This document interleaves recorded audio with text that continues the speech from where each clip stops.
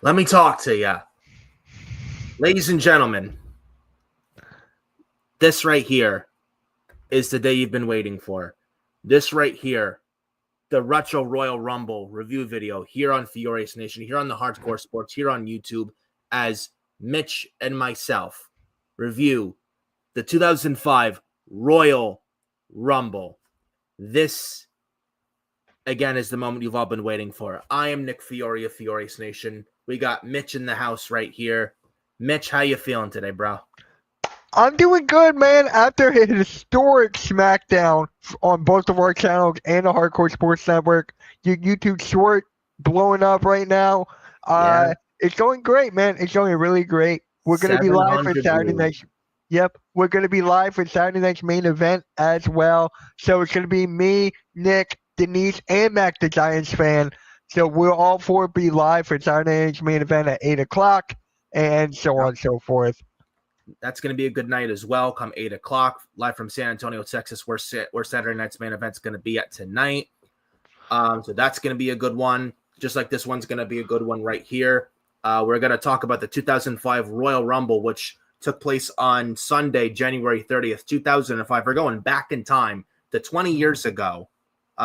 The 2005 Royal Rumble event was in Fresno, California at the Save Mart Center at Fresno State. Attendance of 12,000. Buy rate of 575,000, and also had the poster that was portraying, or they had wrestlers like the movie West Side Story. He had wrestlers dressed as characters from them. Was kind of cool. I love you, Solo, says Boston fan for life. What's up, bro? That's our guy Xavier, who's in the network as well. So make sure you hang out with us, Xavier, in the chat and promote the Hardcore Sports Network link throughout the whole show tonight, brother. You got that. You got this. So, and you also, ready? before we begin, oh yeah, I am more than ready, more than pumped. But right before we get started talking about the 2005 Royal Rumble, definitely hit the like on the video and definitely share out the stream with Hardcore Sports and Furious Nation, and absolutely go subscribe to Furious Nation as well. 186 subscribers. I really want to hit 200. That is the goal. So if you haven't done so already, please go subscribe to Furious Nation. It would be greatly appreciated. So go and do that. Follow me on Twitter or X, FioreNick579, Instagram, Nicholas Fiore 2014, TikTok at Furious Nation. Now that TikTok's not banned, so I know it was banned temporarily, but you can follow me also on TikTok at Furious Nation, Facebook Nicholas Fiore 31, and we're gonna talk some 2005 Royal Rumble stuff. What is up, Wesley? Yeah, what is up, Wesley? And man, and definitely crazy how the SmackDown shorts from SmackDown last night, 700 views, man, over 700 views. It's crazy. I just probably the second most viewed video, and it was only shorts out of my entire channel as a whole. The time I've had this YouTube channel, it's amazing to see, honestly. But we're talking about the Royal Rumble here, 2005 Royal Rumble. We had 5 matches. Well, one for Sunday Night Heat. This was from Raw, obviously, because Sunday Night Heat was affiliated with the Monday Night Raw side, because we had the first brand split or brand extension at this time, Raw and SmackDown. SmackDown was taped at this time in early 2005 on UPN on Thursday nights before they moved to Friday nights in the fall of 2005. Raw on Monday nights live, obviously. You had the brand split, Eric Bischoff as Raw general manager, Theodore Long as the SmackDown general manager around this time. But the Sunday Night Heat match, Maven defeated Rhino, both from the Raw side. I mean, we won't talk much about that because it was just a dark match before the Rumble to get you hyped up and excited. But we had 5 matches on the card here. We might as well talk about the first match. Edge, Rated R Superstar from Raw versus the Heartbreak Kid Shawn Michaels. This is from the Raw side because Royal Rumble 2005 represented the Raw and SmackDown brands. So Edge and Michaels coming from Raw. Edge beating HBK. This all started with Edge's late 2004 heel turn stating all the way back to SummerSlam 2004 in Toronto, Edge's hometown, where he got booed. And he was Intercontinental Champion facing Chris Jericho and Batista. And though Batista was a heel, he was cheered, but every time Edge got offense, he was booed. And this pretty much had no choice and it's pretty much led to WWE and this pretty much led to Edge having to turn heel. And look what it did for him. Wonders for him. One of the top 2 heels, him and Randy Orton, and especially during the late Ruthless Aggression era, 2 of the top heels in that entire company, hands down. The work Edge did with Edge and Lita, and then Edge's 2006 rivalry with John Cena, where he cashed in at New Year's Revolution 2006, and Edge's battles with The Undertaker and Batista in 2007 throughout 2007 on SmackDown, and then Edge with Vicky Guerrero. Great stuff. So I feel like with Edge in this late 04 heel turn had to be done. And I think Vince really wanted to push Edge hard as the face of Raw in 2004, but I mean, with Edge getting booed out of the building at SummerSlam in 2004, they had no choice but to turn him heel. And Edge heard the boost, like, okay, now I'm going to give you reason to hate my guts, and that's exactly what they did. And I think before Taboo Tuesday 2004, it was either Chris Benoit, Shawn Michaels, or Edge to fight then World Heavyweight Champion Triple H for the World Heavyweight title. And in storyline, Shawn Michaels got the votes, and Edge was upset by this, and he cost Shawn Michaels the championship against Triple H at Taboo Tuesday.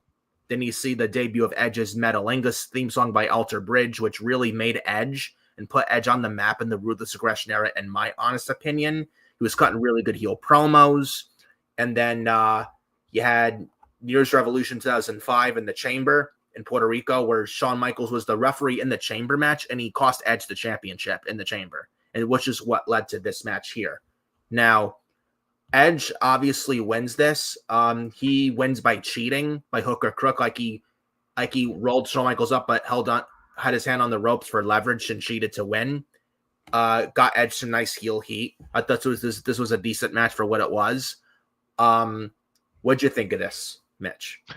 So what I thought about this is that it was a great way to start the show. You know, 2 of the top guys in the company, Edge and Shawn Michaels, both brought it. You could tell the hatred. You could feel it. They just did everything right. It was not overkill. No. I thought it was not overkill because there's a lot of matches who kick off their pay-per-view or PLE now that try to do too much, that try to like push the boundaries to become the best show of the night. They set a perfect pace. They set a perfect tone. It was a great match, and we actually got to see the debut of Edge's submission move, the Executor. Yes, so, that inverted sharpshooter that he does. Yeah, I like that. I really do. Yeah, you had the Executor, the Execution, his old finisher, which is now a signature, that Impaler DDT, then his obvious finisher, the Spear. Mm-hmm. I mean, this was only the beginning of Edge's heel work, and it led to bigger, greater things, like I said, Edge and Lita, and then Edge's 2005 summer feud with Matt Hardy when Lita cheated on Matt Hardy in real life with Edge. And this was a real life thing, which led to Matt Hardy getting released in April 2005 before being brought back a few months later with chants of "We want Matt, you screwed Matt, you screwed Matt." And it was some really good stuff. Like I said, and Edge cashing in his first Money in the Bank on John Cena. They had a very good 2006 rivalry throughout that year. You had RVD involved as well with the ECW 2006 One Night Stand event. That was really good. It just, in the heel turn, did a lot more good for Edge than bad, because he was getting very stale as a babyface in 2004. So he definitely was. And this is some good stuff and definitely a nice opener to start the 05 Rumble to a good start.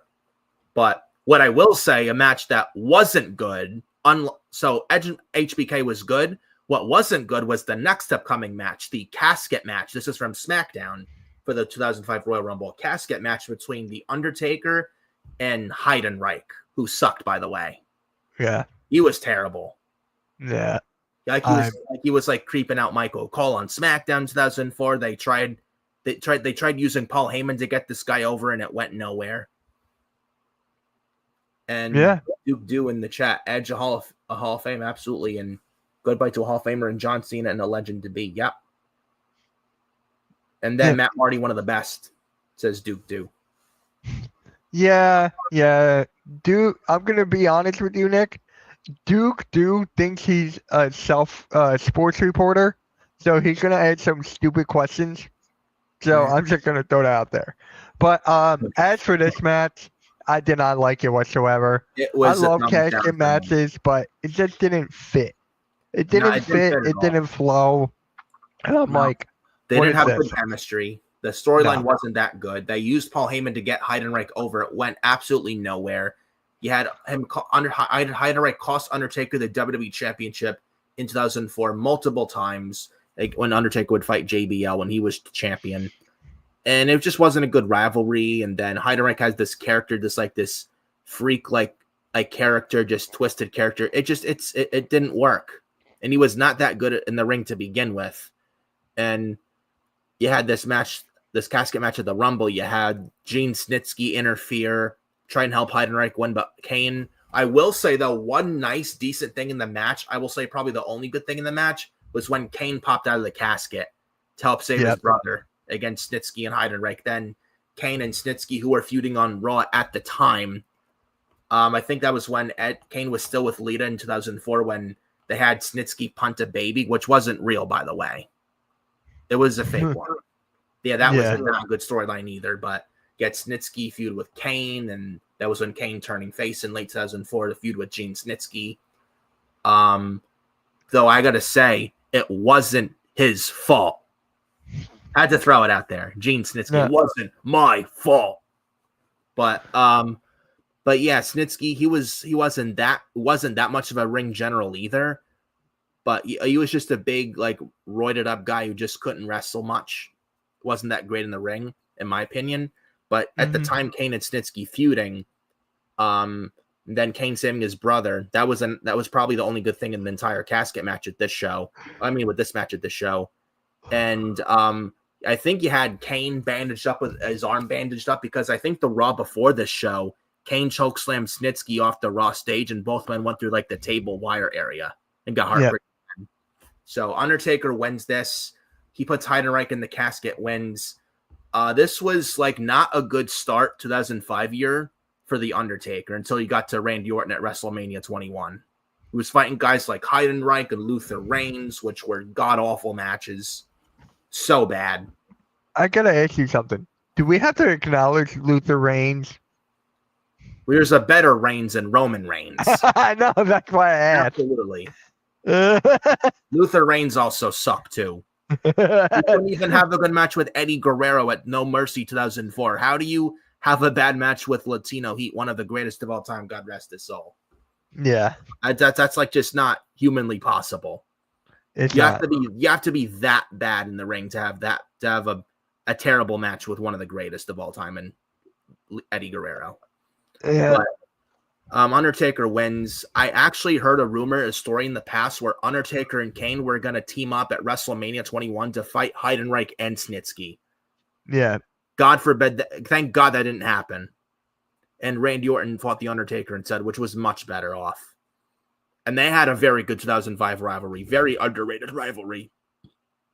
Yeah. Both Orton and Undertaker. But moving on, after the dreadful casket match, and I've seen much better casket matches like Undertaker, Mark Henry at WrestleMania 22.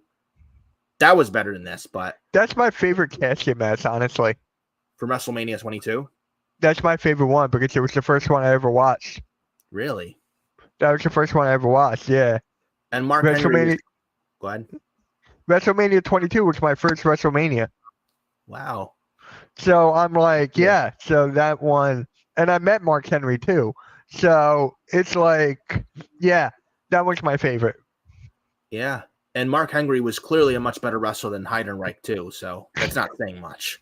But it's the world's strongest man, not Chocolate Thunder. I'm just gonna throw that out there. Sexual chocolate. Chocolate, yeah, sexual chocolate Thunder, same thing. I prefer the world's strongest man in the Hall of Pain. Oh yeah, me too. That was great. That was great Mark Henry work because that's what I do. Yeah. That was right. Let's get to the next one, shall we, Nick? Oh yeah, moving on. Enough of casket match stuff, but JBL defending his WWE championship against both The Big Show and Kurt Angle. this is from SmackDown, just like Undertaker and Heidenreich. And speaking of SmackDown, Michael Cole and Taz were the SmackDown commentators at the time, while Raw commentary had Jim Ross and Jerry the King Lawler. So JBL, Big Show, Kurt Angle, triple threat match, WWE Championship.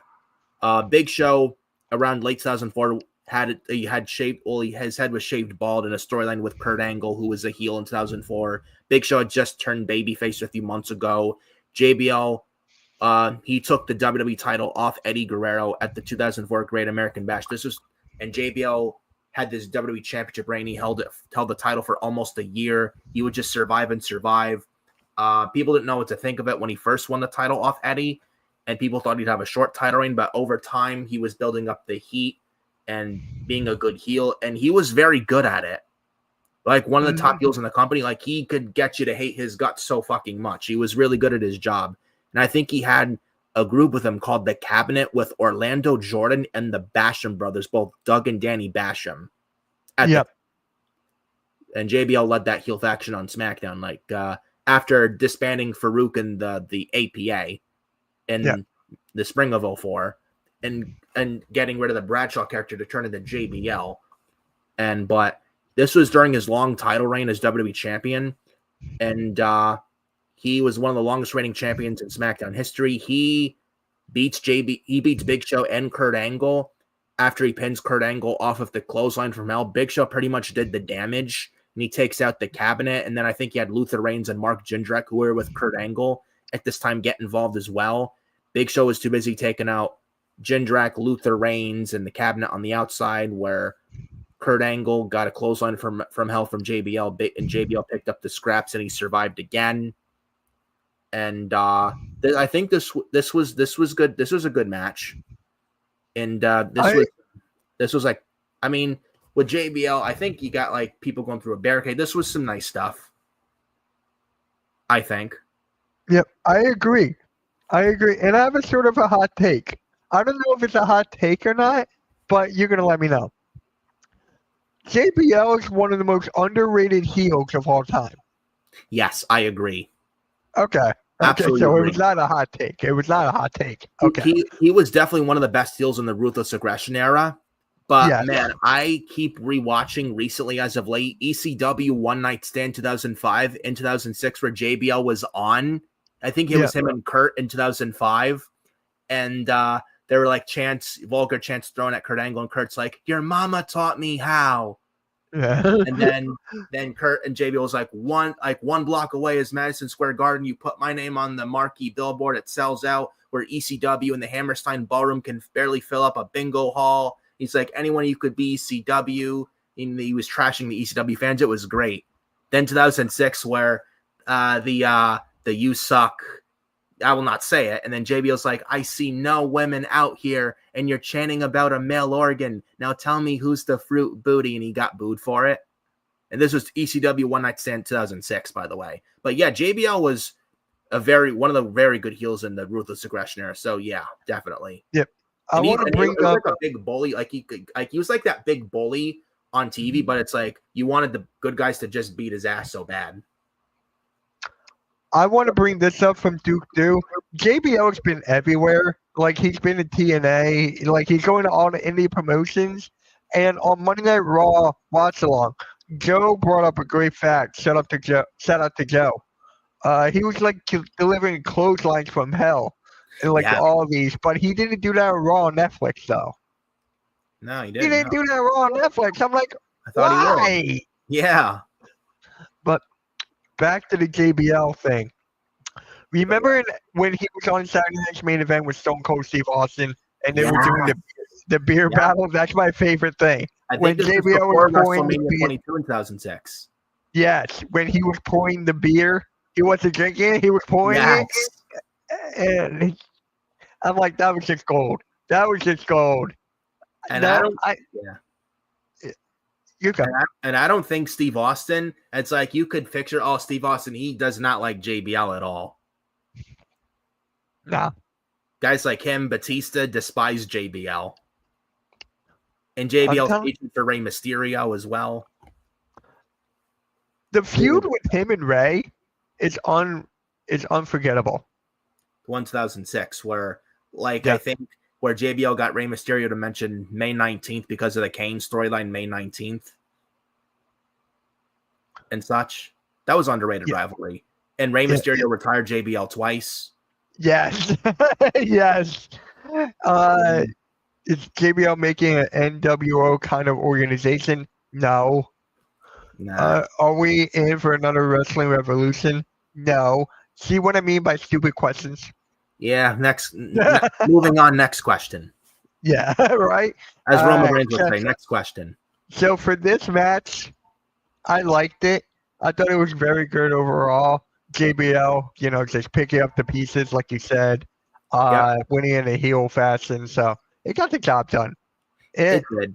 And it led to JBL and the Big Show and the barbed wire steel cage match at No Way Out 2005 in Pittsburgh, where JBL got chokeslammed through the ring. And then he just crawled underneath to escape the cage, and everyone thought Big Show was going to win, but he didn't. Yeah. Like, JBL was a very smart heel as well, genius. Always found a way to win, and he definitely did here. So JBL was a good heel and a smart heel at that. So it definitely got the job done. I miss No Way Out. I miss it. I want that back. SmackDown doesn't have its own PLE. Raw doesn't even have their own PLE. If you want to solidify this brand split, you got to bring back their own PLEs again. Yeah, though I think if you do that nowadays, you need enough star power on both shows that star power so much so that can draw. Yes, I agree. Right now, it wouldn't work. Especially with SmackDown right now after what we went through last night. Dude, I don't think they'd even sell out. I don't even think so either. Yeah. I don't think so either. So, yeah, but right now it would work. But if they add more star power to both shows, I think it would be a different story. What's the next one? After JBL retained his championship, we had Triple H versus Randy Orton for the World Heavyweight Championship, dating all the way back to SummerSlam 2004, when Randy Orton became the youngest World Heavyweight Champion in history. Then the next night on Raw, he was kicked out of Evolution when Triple H gave the thumbs up, turned into a thumbs down. And then they beat the crap out of Randy Orton and busted him open and destroyed him in the ring. And Randy would only hold the title for a month, lose it to Triple H. Then I think when the 2004 Survivor Series, Team Orton versus Team Triple H, whoever won would get complete control over Raw for the whole next month, because when Bischoff was on vacation at the time, you had Benoit, you had Jericho, you had Maven and Randy Orton. I think when it was Orton's turn to run Raw as the Raw general manager, they had some battle royal where Edge and Chris Benoit both won, but it was a draw when both men were eliminated at the same time, and they both got a shot at Triple H in the world title later that night in a triple threat.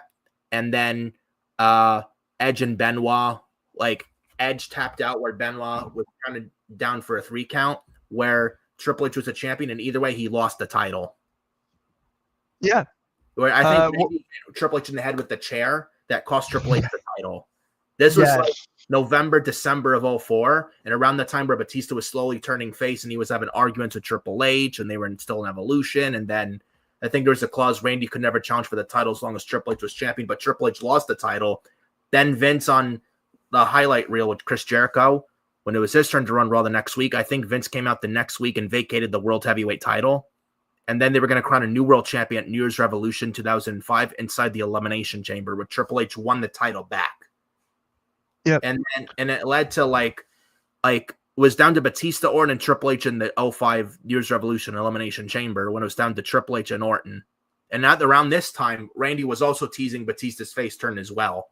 At the time, the thumbs up turned to thumbs down, but you had Randy beat Batista on the Raw after New Year's Revolution 2005 to get Triple H in the world title at the Rumble. I don't know how you feel or may feel different as I am. I thought this was a little underwhelming. What? Triple H and Randy.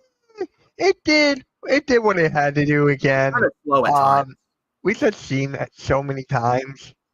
And then it's just like, it got old, but they're trying to build Randy Orton up, which it did successfully years later, but it didn't really do it for me. And at this time, Randy was a face, and I feel like his face turn in late 2004 was also very underwhelming. Oh, that was bad. That was honestly bad. No. And Randy was a face in this match. I think he acted heelish in this match as well, which killed Randy Orton's momentum completely as a babyface, where they had to turn him heel. Where him as a face was dead. Yeah. And Triple H retained, which you knew he would. Yeah. Which would set up from Triple H at WrestleMania 21. Mm-hmm. And Duke with another dumb comment. I'm not even going to read it. I'm just going to leave it there. I would just ignore that. I'm telling you, he thinks he's like the sports reporter, but he's just the dumb comments. I would just ignore that shit. All right. I really would. Like, you ready? Oh, yeah. I'm ready. Go for it. The moment you've all been waiting for this video, the Retro Royal Rumble 2005 review. The 2005 Royal Rumble. 30 men, 15 men from Raw, 15 men from SmackDown. The winner gets a world title match against the world champion of their choosing at WrestleMania 21. We will talk about the entrance, eliminations, and moments, etc. But I think before, you had Eddie Guerrero and Storyline steal Ric Flair's entry number, by the way. Had to throw that out there. Yeah, this was backstage. But yeah. But the 2005 Royal Rumble, Howard Finkel, I think, was the ring announcer for this Rumble match. Yes. One of the greatest ring announcers of all time. God rest his soul. What is up, John? What's up, John Smith? But yeah, the 2005 Royal Rumble doesn't get talked about much a lot. I feel like it's underrated, just like this Rumble match. You had the first entrant from SmackDown, Eddie Guerrero. He's down to the ring with his lowrider. It's sad, though. It was his last ever Royal Rumble of what happened later that year when he sadly passed away. Right. You know? And then Ray won in the next year. Yeah. And you had Jim Ross and Taz commentate. Taz from SmackDown commentary, Jim Ross from Raw commentary. They commentated this Rumble match. You had Eddie Guerrero, the number 1 entrant from SmackDown. Number 2 entrant from Raw, Chris Benoit, the Rabid Wolverine, who won the Rumble in 2004, the year before, when he entered at 1 and last eliminated the Big Show to win and won the World Heavyweight title at WrestleMania 20 in Madison Square Garden. And one of the greatest WrestleMania moments in history.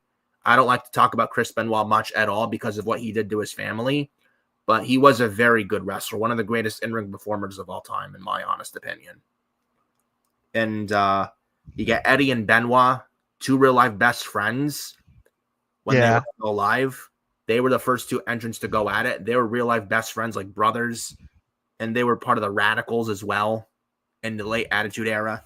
They start this match, evenly matched between Eddie and Benoit, and then the clock and ticker comes down. 5, 4, 3, 2, 1. Number 3 entrant from SmackDown and 2004 Tough Enough winner, Daniel Puder. If you remember him. I do. He was him and The Miz in the final 2 in 2004 Tough Enough, and The Miz was the runner-up. And I think around this time, Daniel Puder had a lot of heat on him because I think he was doing the submission to Kurt Angle, and Kurt was pissed because Daniel Puder wouldn't stop, and he was very cocky and shit. And he was in the doghouse before he got released. So, John Smith. It's nighttime yet. I'm inside with blacked out curtains, just waiting for the day to pass. Yeah, you got 4.5 more hours to sound the next main event. Very true. But Daniel Puder comes out as number 3. He's on the mic. He's about, you're about to witness history, or I'm going to be the first Tough Enough winner to win the Royal Rumble, only to get his ass handed to him by Eddie and Benoit with, you could like knife edge chop after knife edge chop. It was actually hilarious watching it. And to the point where his chest was like hamburger meat. Chops from Benoit, chops from Eddie. Get the 3 amigos Eddie did to Daniel Puder. Then the ticker comes down again. Entry number 4 from SmackDown, Hardcore Holly comes out. And then he joins in the fun with Eddie and Benoit. He got some knife edge chops on Daniel Puder, does Hardcore Holly as well. They had Holly do like that rope hung like low blow that he does, this Hardcore Holly. He did that on Daniel Puder before giving Daniel Puder the Alabama Slam. Yeah. And then he tossed Daniel Puder out, and Puder was eliminated. The first one out, Daniel Puder by Hardcore Holly. Around this time when this goes on, the ticker goes off again. Number 5 entrant from Raw, the Hurricane. Stand back. There's a hurricane coming through. And right after Daniel Peters, the first went out by Hardcore Holly. Right after Hardcore Holly's eliminated by Eddie and Benoit, and then Hurricane comes in, but he lasted a minute. He wasn't in there long. He was out by Eddie Guerrero, because I think when with the Irish whip did Benoit a Hurricane, and then Eddie's like lift him up, and that's how Hurricane flew over the top rope and was eliminated by Eddie Guerrero. Lower spine first, high into the floor. Did the Hurricane. Was not a good landing, but he was eliminated by Eddie Guerrero in the third one out. Wasn't in there that long at all. In there for like that. But Hurricane's eliminated. Entry number 6 comes out from SmackDown by the name of Kenzo Suzuki, a Japanese guy. I wasn't really impressive. It didn't really impress me that much back then. I think he wrestled John Cena on SmackDown 2004, Rey Mysterio, RVD at the time. Yeah, but he comes out. He was a heel on SmackDown at the time as well. Then you get entry. And then John Smith says Triple Hunker. I think he means Triple H, Triple Hunter versus Orton was one of my favorite feuds. And then he liked the Hurricane. What's up with that? Yeah. What's up with that? What's up with that? My God, I love the Hurricane, man. Can he come back at the Rumble? He's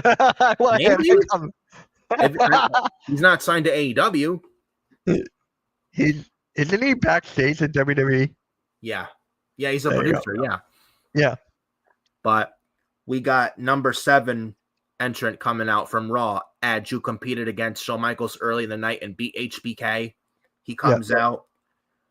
He does his thing. Rey Mysterio from SmackDown is entry number 8.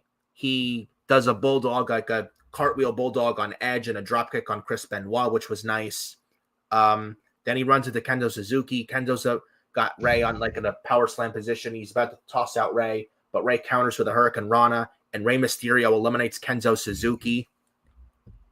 So Kendo Suzuki gets eliminated by Rey Mysterio. We then get number 9 from Raw, Shelton Benjamin. Ain't no stopping me now. God, I love Shelton Benjamin. He was even good before this. Like after this as the gold standard in ECW or WWE. Yeah. I loved him in Money in the Bank matches. Dude, he did the T-bone to Edge off the ladder. Yes. And he ran up the ladder, took out Jericho when Shelton ran up the ladder at WrestleMania. Money in the Bank, the first ever. He was the Kofi Kingston before Kofi Kingston. Hell yeah. Not a lot of people knew, dude, he's better than Kofi. Yeah, I don't know. That's hard to argue. I mean, Kofi's good too, but I mean, not a subjective thing, but yeah. Yeah. But yeah, he was like the highlight reel of those Money in the Banks, man, at WrestleMania. Shawn and Charlie Haas, yeah. The world's greatest tag team, Team Angle. They were a very good tag team back in the day. Yeah. And Haas wasn't no slouch either, but I felt like when they broke them up in 2004 in the draft, when they drafted Shelton Benjamin to Raw, I felt like Shelton found more success on his own than Charlie Haas did. Yeah. Because Shelton won the Intercontinental title multiple times. He beat Jericho for it. He was fighting guys like Christian as well for that belt. Yeah. He wrestled like guys like Ric Flair. He won the U.S. title in 2008 off Matt Hardy. He was a very good singles guy. Who was Shelton Benjamin. Very underrated. So then we get entry number 10 from SmackDown coming out. Booker T. Sucka. Can you dig it, sucka? He's number 10. He's from SmackDown at this time. Was Booker T. One of their top guys. Recently challenged JBL for the WWE title at the 2004 Survivor Series. So he comes out. Number 11, Chris Jericho from Raw's entry number 11. Y2J with the long lion hair, obviously, and much younger. Like Jericho now, just old and can't move anymore. But back then, he was like, he could move. He was very good back in 5, 20 years ago. Number 12 from SmackDown, the not so Reigns, Luther Reigns. Sucked. He's number 12. He was part of Kurt Angle's little group with Kurt Angle and Mark Jindrak. Wasn't that good, that group. But he comes out. Then I think you had a point in this match where Luther, Booker, Ray, and Eddie from SmackDown, Edge, Benoit, Jericho, and Shelton from Raw, then the other 4 from SmackDown. You had like SmackDown versus Raw feel where it was like Battle of the Brand Supremacy, which meant something at this time. I think you had Eric Bischoff and Teddy Long come out during this match to be at ringside for their brands as well, which was nice. And you had the Raw guys going against the SmackDown guys. It was really cool. So that was a nice, cool moment in this match when it got after Luther Reigns just entered the match. So then number 13 comes out from Raw, former WWE wrestler Muhammad Hassan. Remember him? That nuclear heat he got in late 04 and 05 before the I don't like to talk about it, him and Undertaker with that, because that I don't want to not Muhammad's fault, but it's like the racist thing was bad. Where Undertaker wrote him off at the 2005 Great American Bash and Hassan got released, and he was actually supposed to beat Batista at SummerSlam in 2005 for the World Heavyweight title, believe it or not. Right. And Hassan has said this himself, I think, on Chris Van Vliet's podcast as well. I remember watching it. Yeah. But Hassan was a very good heel as well. Nuclear heat. And he had Sean Daivari with him. Like, he was like this cocky prick, like, thought he deserved everything. It's like, you people boo me and disrespect me because I look different. I have more class and wealth than all of you people. And he was like Arab American as well. He had this anti-American gimmick. He was undefeated on Raw. And John Smith comes in and says, Booker T, tell me he just didn't say that. Guy doing Booker T voice. Tell me he didn't just say that. Yeah. But yeah, Muhammad Hassan that enters at number 13. He's in there less than a minute. He gets beat up by all the 8 other guys in the match. He gets a 619 from Rey Mysterio. Then he's out by Booker, Benoit, Jericho, Edge, Luther, and Shelton. And Muhammad Hassan is quickly out of there. And Sean Daivari's all furious that his guy got eliminated like that. And it made sense because Hassan was the hated heel. Like, everyone wanted to see him get his ass beat. So it made sense. So then Orlando Jordan from SmackDown comes out at number 14, JBL's chief of staff, a former United States champion, by the way, Orlando Jordan. I think he was trained by not The Rock, but I think Rocky Johnson, Rocky Johnson, yep. Yeah, Orlando Jordan. He comes out. So he comes out as well. And then he had number 15 from SmackDown, Scotty 2 Hotty. He's making his entrance, but he doesn't even make it in the ring because Hassan beats him up and he was unable to get in the match. So by like default, Scotty 2 Hotty was out because he couldn't compete. So he's out. He had Charlie Haas from SmackDown, number 16, come out. Then he had Rene Dupree from SmackDown come out, number 17. Former La Resistance member, Rene Dupree. What is up, Taco? Yep. So we had Peter Hollyman. Yep. So then the eliminations, Hassan was out. Scotty Toddy was out. Then I think he had Luther Reigns was eliminated. 7th person eliminated was Luther Reigns by Booker T, as well as Orlando Jordan by Booker T. You know, it would have been funny if Luther Reigns was in this Royal Rumble coming up, and then he eliminated Roman Reigns. Oh God. Roman Reigns would never allow that to happen, bro. Dude, that would be so funny. It would be, but I don't think that would happen on Roman Reigns' watch, though. I don't think he'd be too pleased. That's the whole point. Yeah. But then Booker T, after he eliminates Luther Reigns and Orlando Jordan, he's then out by Rey Mysterio and Eddie Guerrero as Booker T. So Booker T's then eliminated. We then come out to entry number 18 from Raw, Simon Dean, with the Simon system, and at the scooter at the Simon system milk. And he's taunting outside the ring, doing some stretches, and he takes his sweet time getting in the ring. He's distracting Shelton Benjamin. Shelton gets eliminated by Edge. Then Eddie distracts Eddie. Eddie gets eliminated. Eddie Guerrero then gets eliminated by Edge after distraction from Simon Dean, distracting everybody. Then Simon Dean finally gets to the ring when the ticker goes off again. And number 19 from Raw, Shawn Michaels comes out. He gets in the ring. He gets a very nice pop, this HBK.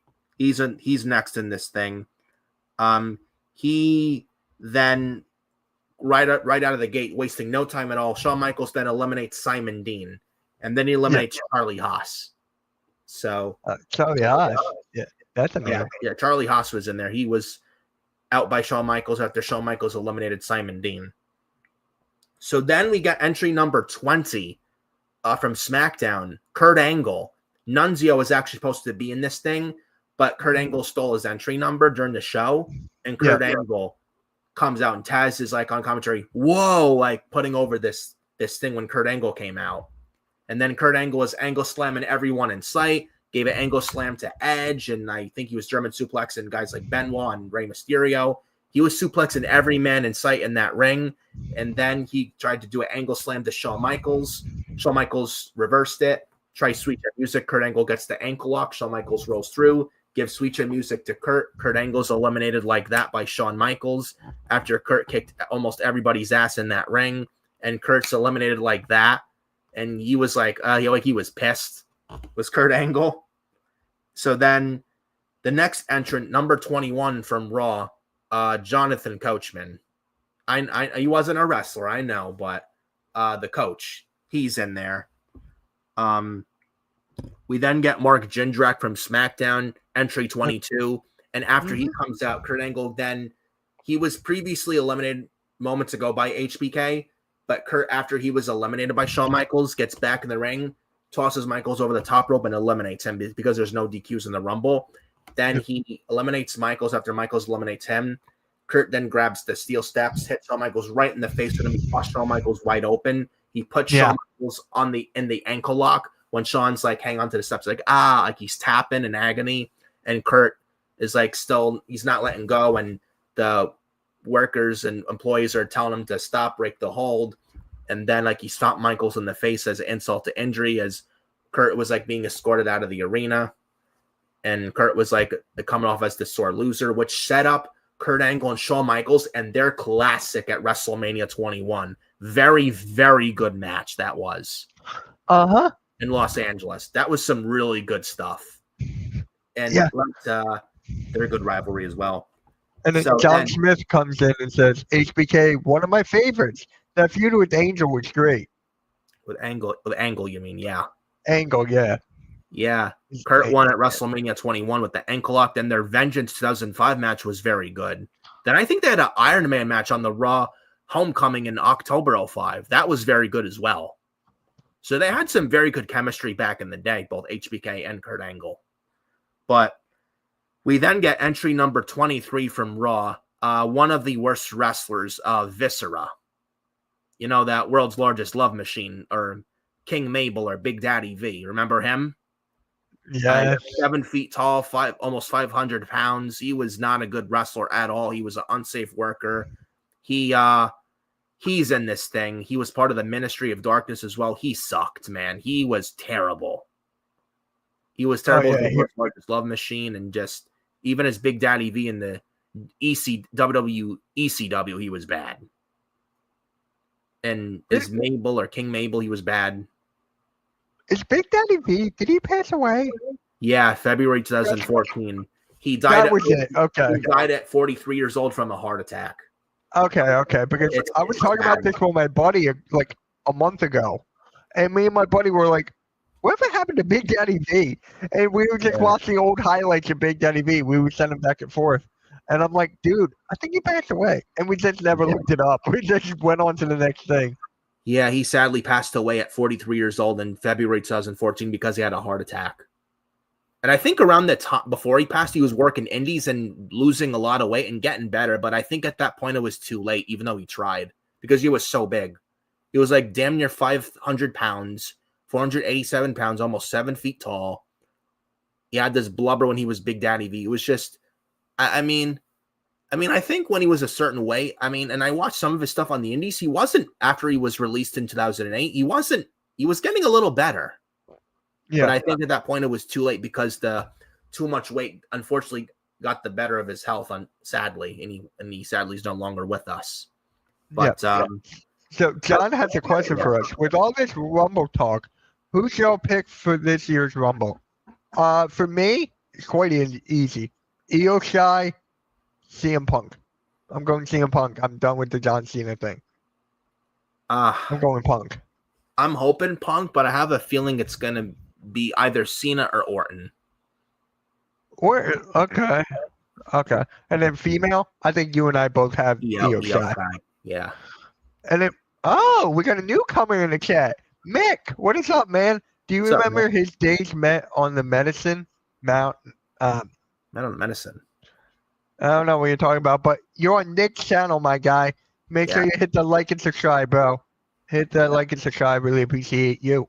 And also, Mick Wrestlers, if you haven't subscribed to Furious Nation as well, please go subscribe to Furious Nation. We're almost close to 200 subscribers. I want to hit 200 subscribers, so definitely go subscribe if you haven't done so already. Be greatly appreciated, brother. Yeah.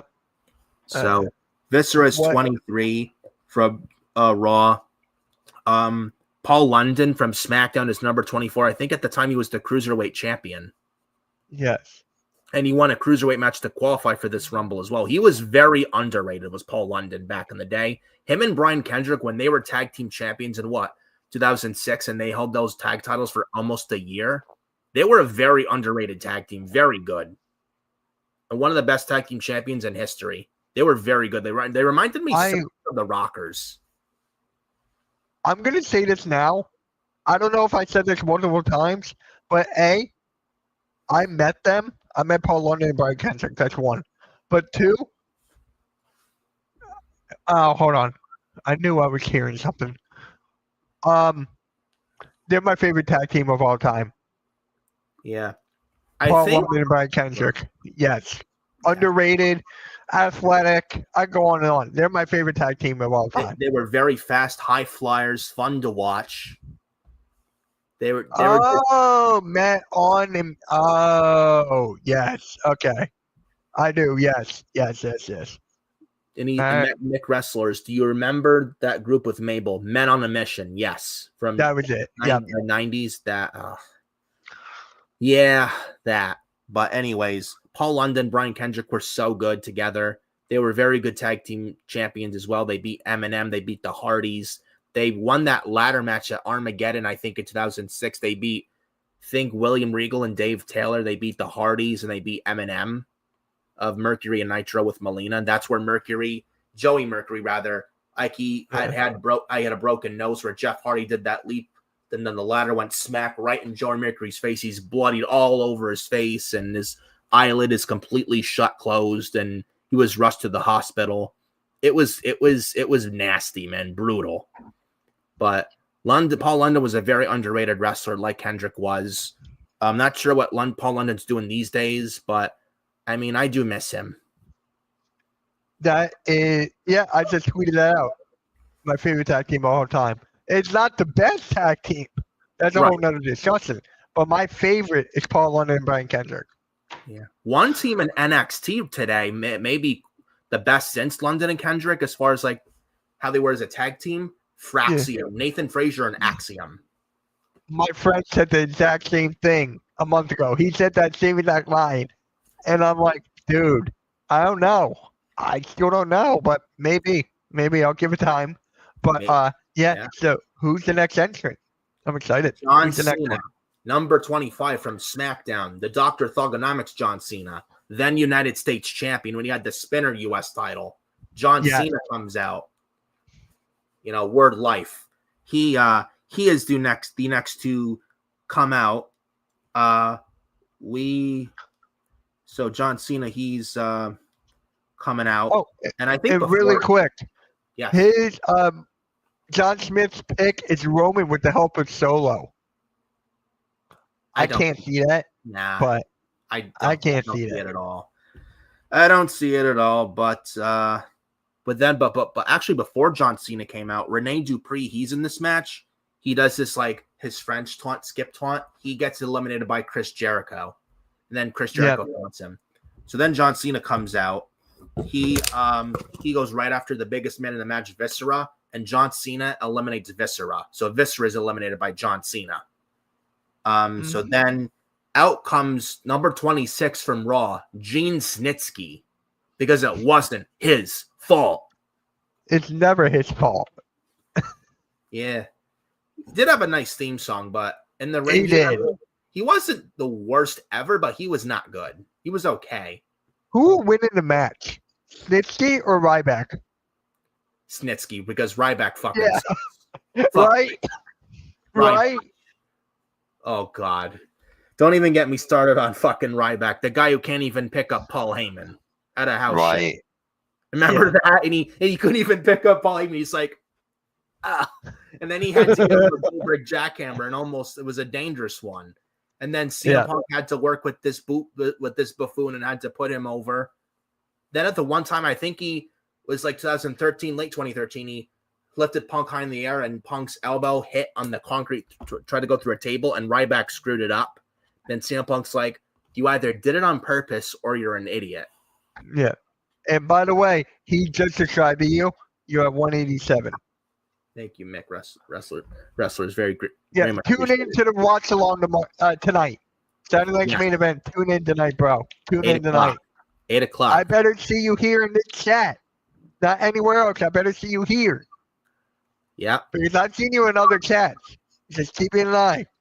Come here. Yeah. So Gene Snitsky comes out. We then get Paul London eliminated by Snitsky. And the way Gene Snitsky eliminated Paul London, my goodness. Right. Paul London is trying to choke him out.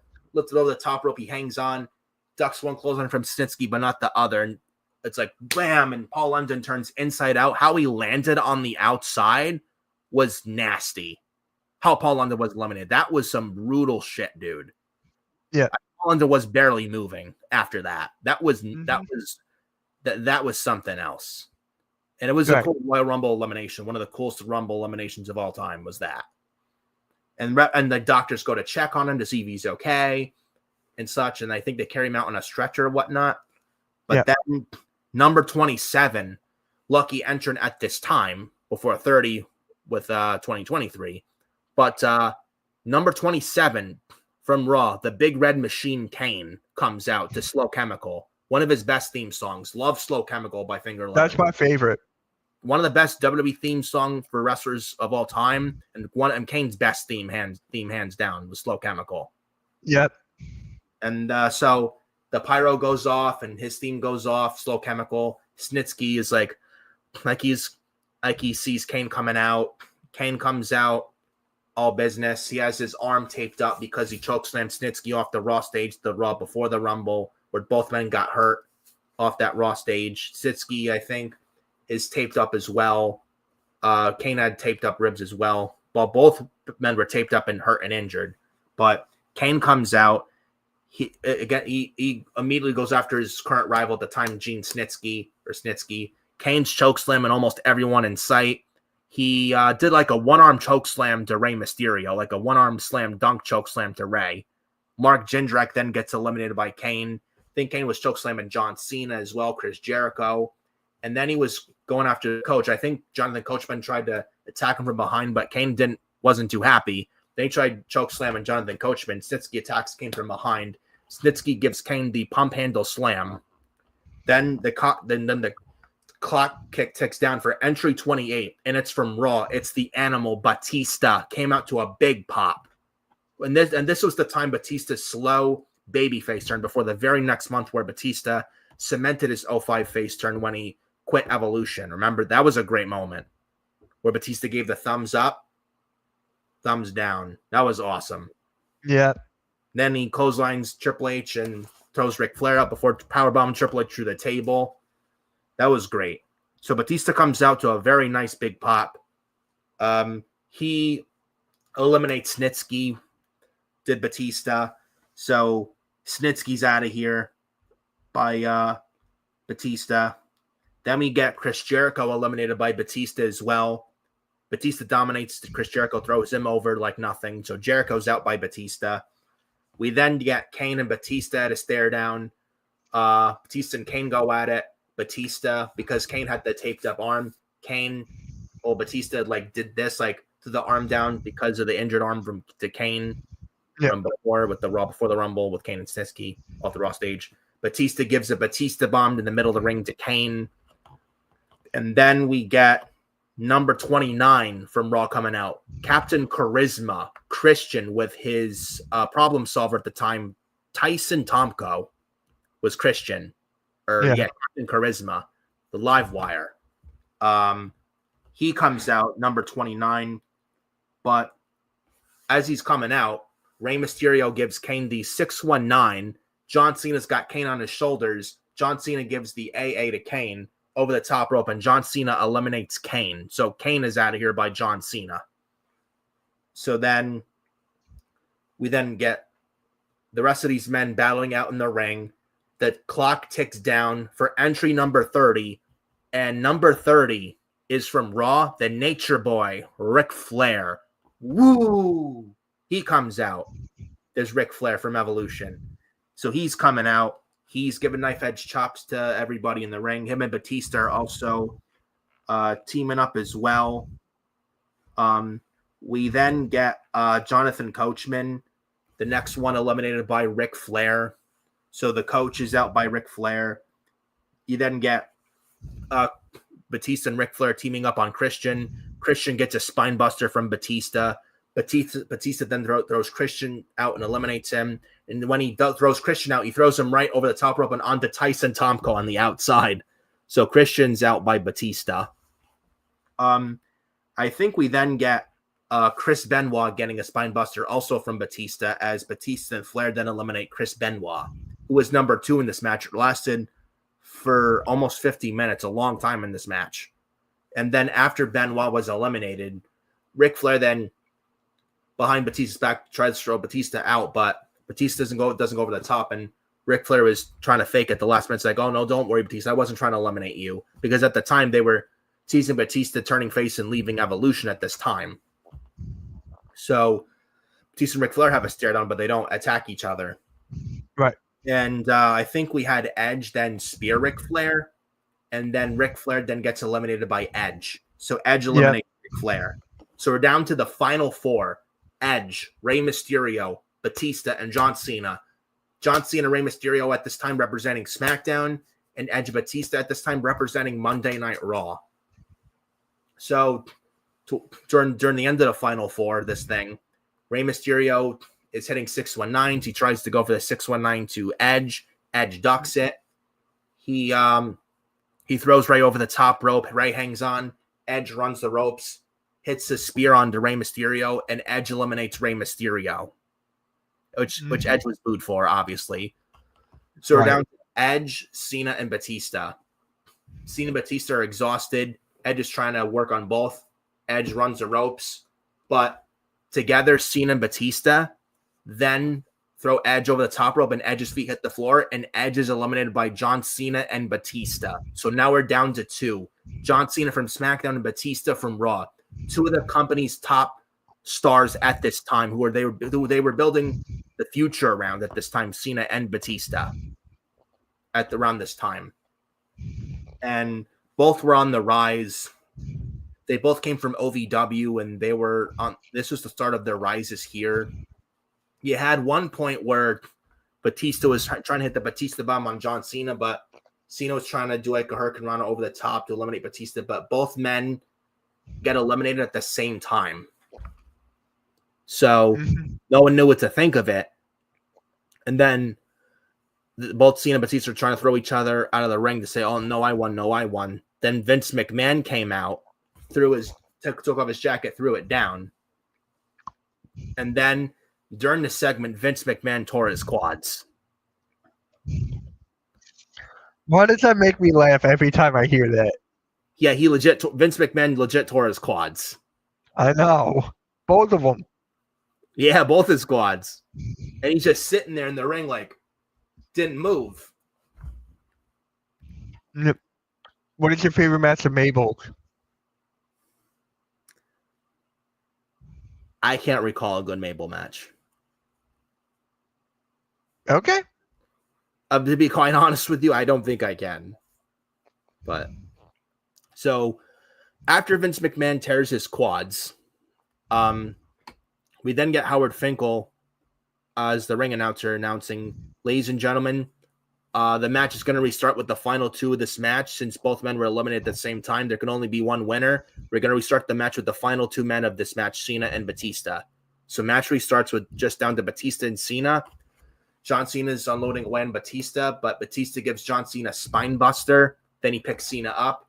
Then Cena's thrown over the top rope. He's eliminated. Batista wins the 2005 Royal Rumble and earns himself a world championship match against the world champion of his choosing in the main event at WrestleMania 21, where Batista won the 2005 Royal Rumble. Good stuff.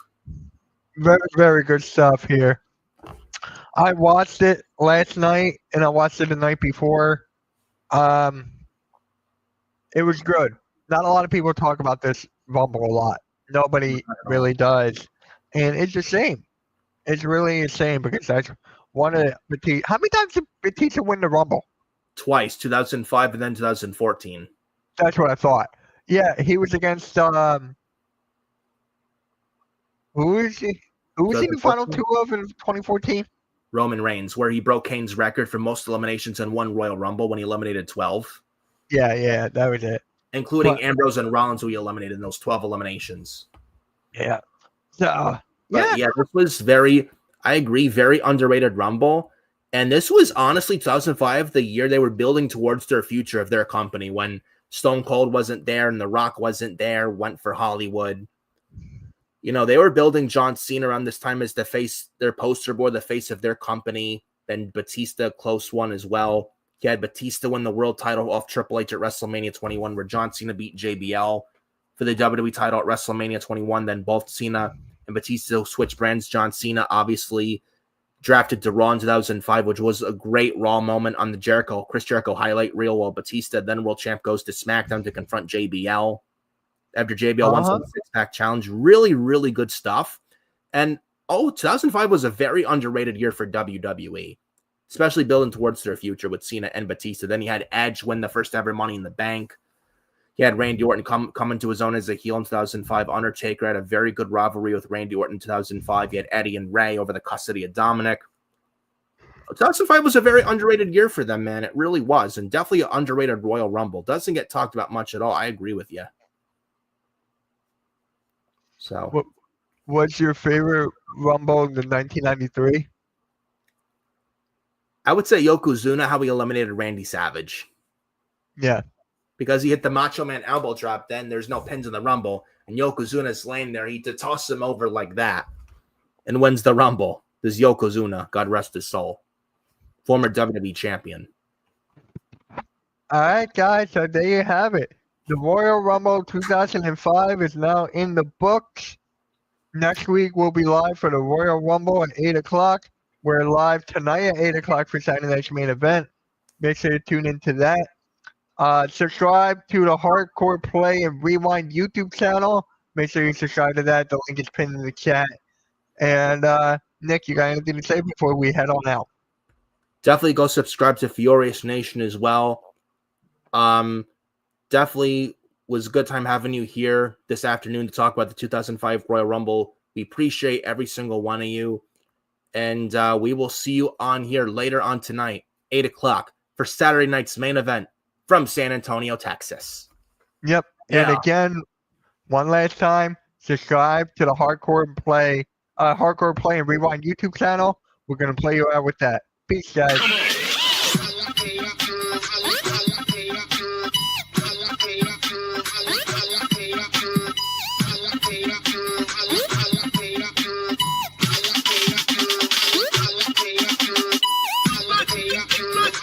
Look.